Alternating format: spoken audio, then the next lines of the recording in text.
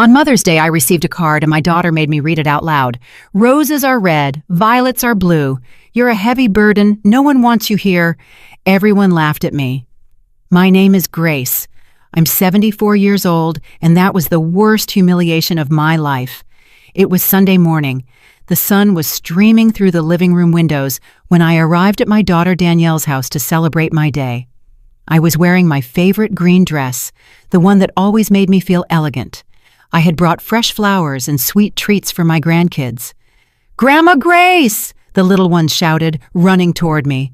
Their hugs filled my heart with joy. For a moment, everything seemed perfect. Michael, my son-in-law, barely greeted me with a quick, dry nod. Danielle came out of the kitchen with a smile that didn't reach her eyes. "Mom, so glad you made it. We have a special surprise for you." I sat on the sofa surrounded by my family. The grandkids settled at my feet, full of anticipation. Danielle pulled a pink card from her purse and handed it to me. "It's from all of us, Mom. Read it out loud so everyone can hear." My hands trembled slightly as I opened the envelope. The card had little flower drawings the kids had made. How sweet, I thought. I started to read in a clear, excited voice. "Roses are red, violets are—" My voice cracked. The next words hit me like punches. "You're a heavy burden. No one wants you here. Your time has passed. It's time for you to go. Signed, your family who can't stand you anymore." The silence was deafening for 3 eternal seconds. Then Michael started to laugh, a cruel, mocking laugh. Danielle covered her mouth, but I could see she was laughing too. Even the kids, not fully understanding, started to giggle because the adults were. "Did you see your face, Mom?" Danielle said between laughs. "You should have seen yourself, Michael. Did you get a picture?" My heart shattered. Tears began to roll down my wrinkled cheeks. The card fell from my trembling hands to the floor. "It's just a joke, Mom," Danielle continued, but there wasn't an ounce of remorse in her voice.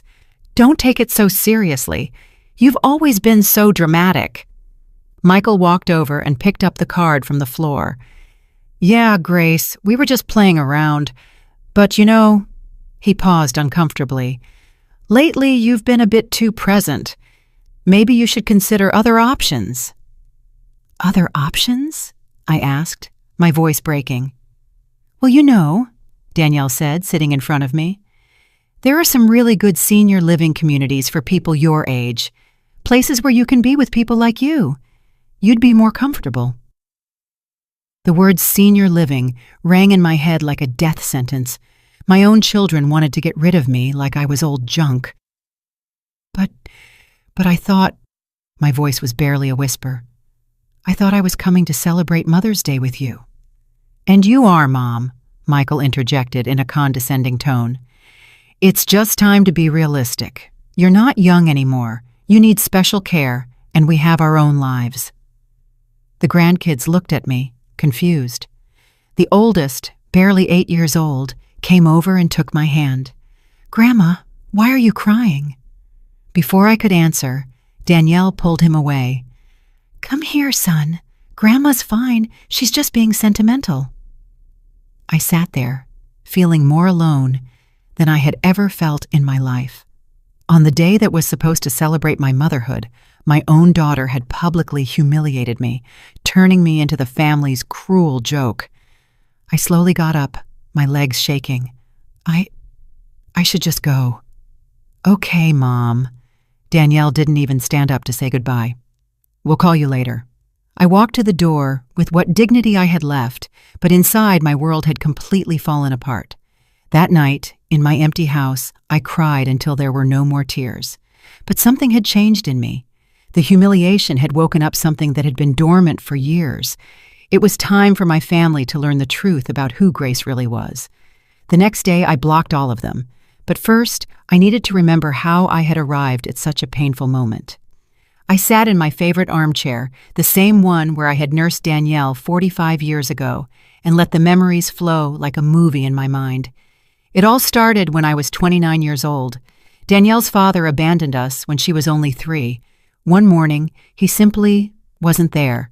He left a note on the kitchen table. "I can't do this life. I'm sorry." He didn't even say goodbye to his daughter. I remember that night, holding Danielle as she cried, asking for her dad. "Daddy had to go far away, my love," I whispered, promising myself that she would never go without anything. And I kept that promise. I worked double shifts at the textile mill for 15 years. My hands were full of calluses from sewing uniforms late into the night. Every extra cent I saved for Danielle's education. When she was 17 and wanted to study nursing, I sold my mother's jewelry. It was the only valuable thing I owned. But I saw the bright eyes of my daughter talking about her dream, and I didn't hesitate for a second. "Mommy, are you sure?" she asked me that day. "Completely sure, my love. Your education is the most important thing." During her 5 years of university, I worked weekends cleaning offices. I would come home with a wrecked back. But when I saw Danielle studying at the dining room table, it was all worth it. The day of her graduation, I cried with pride. "We did it, Mommy," she said, hugging me tight. "This wouldn't have been possible without you." Later, she met Michael. At first, I liked him. He was polite, hardworking, and seemed to genuinely love her. When they got married, I paid half of the wedding. It was $12,000 that I had saved for years, but I wanted my daughter to have the wedding of her dreams. "Mom, this is too much," Danielle protested when I handed her the check. "Nonsense," I said, smiling. "It's the most important day of your life. You deserve it." When they bought their first home, I gave them the down payment, $25,000. It was all I had saved, but seeing them happy in their new home filled me with satisfaction. Then the grandkids arrived, 2 beautiful little ones who became the light of my life. When Danielle returned to work after her maternity leave, I became their free babysitter. Every day for 3 years, I walked 6 blocks to their house at 6 in the morning. I made the kids breakfast, dressed them, took them to the park, fed them, bathed them, and read them stories. When Danielle came home from work, the house was clean and the children were happy. "I don't know what we'd do without you, Mom," Danielle used to tell me in those days. "You're an angel." But gradually, something changed. The thank yous became less frequent. My opinions about the children started to be considered as interference. When I suggested that the youngest needed to see the pediatrician for his persistent cough, Michael told me, "Grace, we're the parents here." The first time they spoke to me like that, I stayed quiet. I thought maybe I had been too nosy. Then the subtle comments started. "Mom, you don't have the energy you used to for watching the kids." "Grace, I think you got the kids' vitamins confused again. Maybe you should rest more at home." But I kept going every day. I kept helping. I kept giving my all. 2 years ago, when Michael lost his job, I started giving them $500 a month so they wouldn't lose the house. "It's just temporary," they said, "just until Michael finds something better." Michael found a new job 6 months later, but they never told me to stop sending the money. They just kept receiving it as if it were their right.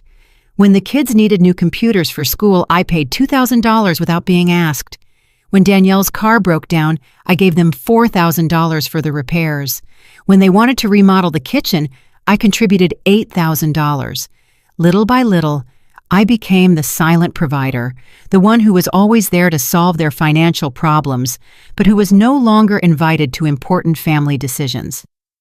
A year ago, Danielle organized a family dinner for Michael's birthday. I found out by chance when one of my grandkids mentioned the secret party they had. "Why didn't you invite me?" I asked Danielle over the phone. "Oh, Mom, it was a really small thing, just the 4 of us. We thought you'd be bored." But I saw the photos on social media. There were 20 people, Michael's relatives whom I knew well. Everyone had been invited, except me. That night, I cried in silence, but I told myself it must have been an oversight. Oversights became a routine. They forgot to call me on my birthday. They canceled our lunch dates. When I showed up unannounced, they always seemed annoyed by the interruption. But the final straw came 3 months ago. I was at their house helping with dinner when I overheard Michael talking on the phone on the patio. "Yeah, my mother-in-law lives alone. She's getting really dependent. No, she's not sick, but you know how they are at that age. Yes, we're looking at options to move her to a proper place." I froze behind the door. My own son-in-law was planning to get rid of me like I was old furniture. That night, I couldn't sleep. I had given my whole life, all my money, all my love to this family, and now I was just an obstacle they wanted to get rid of. But they didn't know something very important about me, something I had kept secret for decades. My mother, before she died, had told me about a family property in Nassau, Bahamas, that I inherited when I turned 70. It was a beachfront condo that had been rented out for decades. The money had been accumulating in an account I never touched. I also had investments I made with the inheritance from my Aunt Lucille, who died childless and left everything to me. Bonds, stocks, certificates of deposit, money that grew quietly while I lived on my modest Social Security check. In total, I had almost $400,000 that my family knew nothing about. They thought I was a poor old woman living on government handouts. They didn't know I had been discreetly funding their comfortable life for years, not out of need, but out of love. But after the humiliation of Mother's Day, something inside me broke forever. It was time for them to learn Grace's true value. That cruel card was my wake-up call. I stayed up all night on Mother's Day, holding that card in my trembling hands. The words kept echoing in my head. You're a heavy burden. No one wants you here. But as the tears dried on my cheeks, something strange started to happen. The sadness transformed into something more powerful: clarity, determination. For the first time in decades, I saw my situation with complete honesty. I wasn't a burden. I was the one keeping them afloat. I slowly got up and went to my bedroom. I took a wooden box from my dresser that I hadn't opened in months. Inside were all my important documents: bank statements, deeds, investment certificates. As I looked through the papers, I did some mental calculations that took my breath away. In the last 5 years, I had given Danielle and Michael exactly $67,000. $67,000 that they received as if it were their natural right, while they treated me worse and worse. The down payment on their house, $25,000. The wedding, $12,000. Monthly help for 2 years, $12,000. The kids' computers, $2,000. The car repair, $4,000. The kitchen remodel, $8,000, and hundreds of small expenses that added up to $4,000 more. Meanwhile, I was still living in the same modest house, wearing the same green dress on Sundays, walking to the grocery store to save on gas. But that wasn't what hurt the most. What really broke my heart was remembering how their treatment of me had changed. I remembered my oldest grandson's birthday 6 months ago. I had arrived early to help decorate, as I always did, but when I knocked on the door, Michael opened it with a look of annoyance. "Grace, the party doesn't start until 3. Why are you so early?" "I thought I could help with the preparations," I said with a smile. "We don't need any help. Danielle has everything under control." Behind him, I saw his mother, Brenda, hanging balloons in the living room. She had been invited to help. I was treated like an unwelcome guest. "I can wait outside until 3, I mumbled, feeling humiliated. "Don't be dramatic, Mom," Danielle said, appearing from the kitchen, wiping her hands on an apron. "You can stay, but don't get in the kitchen. You know you get confused with recipes." I got confused with recipes? Me, who had cooked for that family for decades? That day, I sat in a corner of the patio like a stranger at my own grandson's party. I watched as Brenda helped with the food, as the other guests complimented her on the cake she had baked. Meanwhile, I, who had paid for half the expenses of that party, was completely ignored.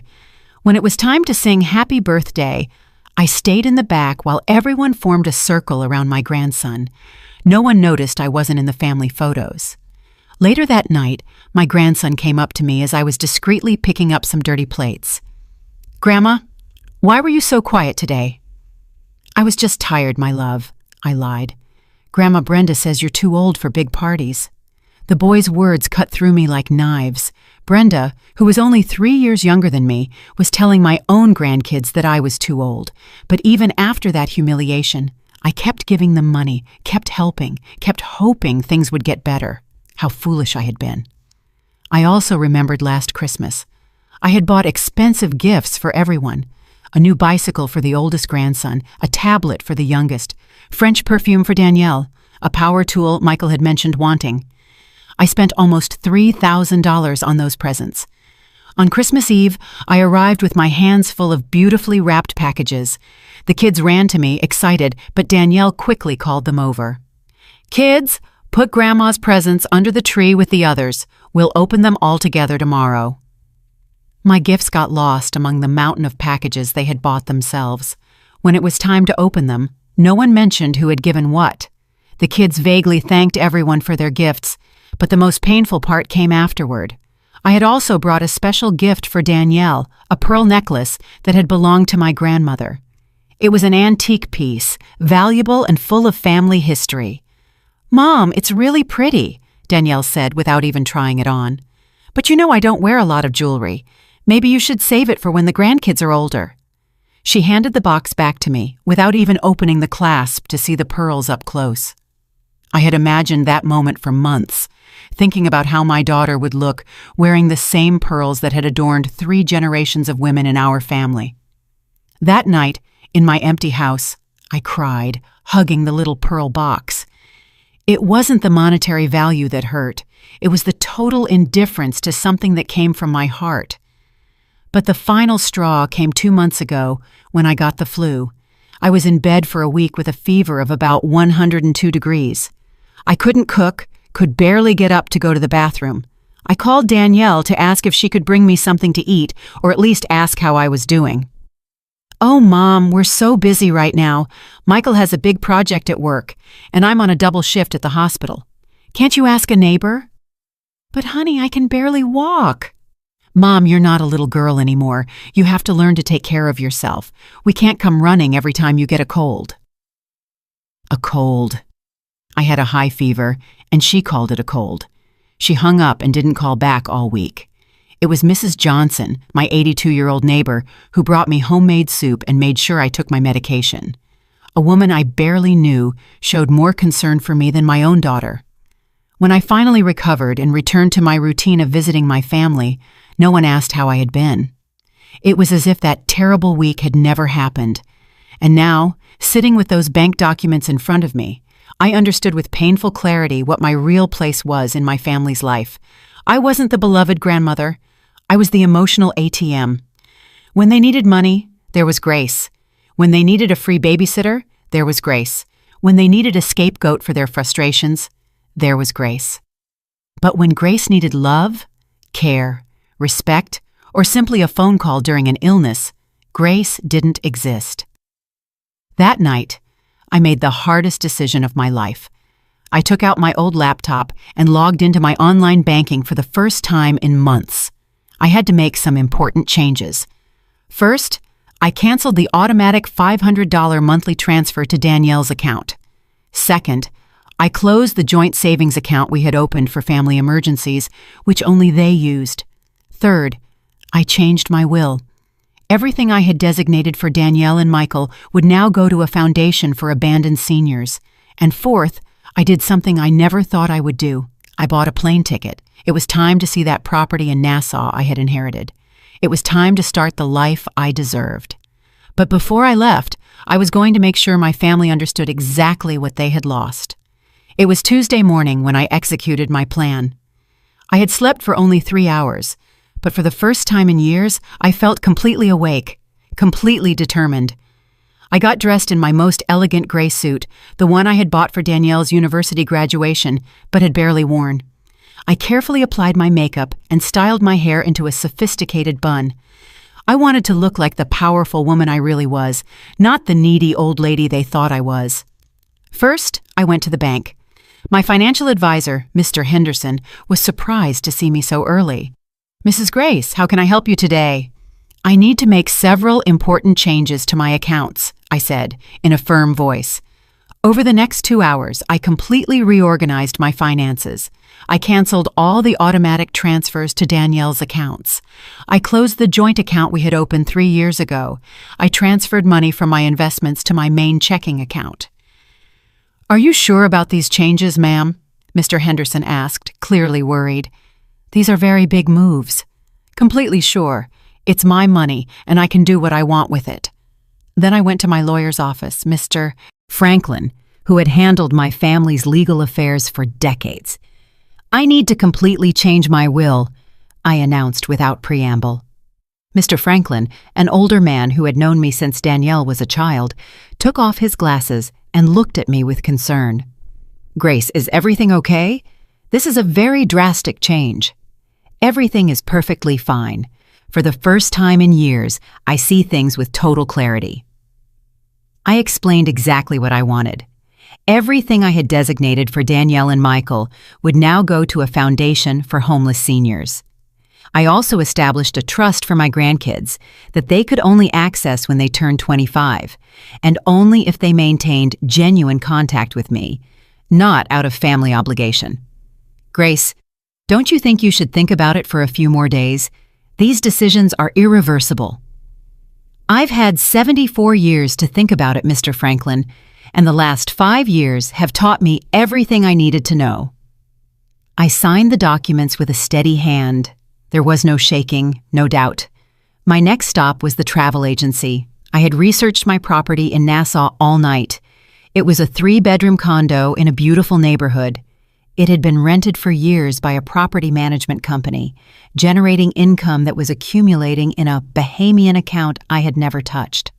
I want to fly to Nassau this Friday, I told the travel agent. Is it a tourist trip, ma'am? No, it's a liberation trip. I bought a first-class ticket. If I was going to start my new life, I would do it in style. But before I left, I had to do one more thing. I had to write the letters. I got home at noon and sat down at my desk. I took out elegant letterhead I had bought years ago but never used. It was time to explain to my family exactly what had happened. The first letter was for Danielle. My dearest daughter, by the time you read this letter, I will be on my way to Nassau, where I will live in the property I inherited from my family that you didn't know existed. I have made the decision to cut all financial support I have been giving you for the past few years. The $500 a month you received has been permanently canceled. The joint account you used for emergencies has been closed. Don't take this as a punishment, but as a lesson in independence that I should have taught you a long time ago. For decades, I gave you everything I had. My time, my money, my energy, my unconditional love. But at some point, you decided that I was a burden instead of a blessing. The Mother's Day card was simply the last straw. But the problem started much earlier, when you stopped seeing me as your mother and started seeing me as your personal maid and private bank. I have changed my will. My inheritance will now be given to people who truly value generosity and family love. Your children will have access to a trust when they turn 25, but only if they prove they can maintain a genuine relationship with me. Do not look for me for money. Do not call me to ask me to come back. Do not send the grandkids to emotionally manipulate me. If you really want to get your mother back, you're going to have to prove that you value me for who I am, not for what I can give you. Your mother, who has finally learned to value herself, Grace. The second letter was for Michael. Michael, I never saw you as just my son-in-law. I accepted you as the son I never had, but you turned me into the awkward mother-in-law you wanted to get rid of. I heard your phone conversation 3 months ago when you were talking about finding a proper place to move me, as if I were old furniture getting in the way. What you didn't know is that a proper place was always in my hands. I have a property in Nassau, investments that generate more money than you make in a year, and the financial freedom to live wherever and however I choose. For years, I quietly funded your comfortable lifestyle. I paid for repairs, helped with expenses, covered emergencies. I did it out of love, not obligation. But you interpreted my generosity as weakness, my availability as dependency, my love as an annoyance. Now, you will have to stand on your own 2 feet. After I finished the letters, I put them in an envelope and left them on my coffee table, ready to be discovered. Then I sat in my living room, smiling. It had taken me 74 years, but I had finally learned the most important lesson of my life. You teach people how to treat you by what you are willing to accept. For decades, I accepted crumbs of love because I was afraid of being alone. But it turns out that being alone was infinitely better than being with people who didn't respect me. And now that I had learned that, I wasn't really alone at all. I was free. I was going to Nassau. And for the first time in a long, long time, I was excited about my life.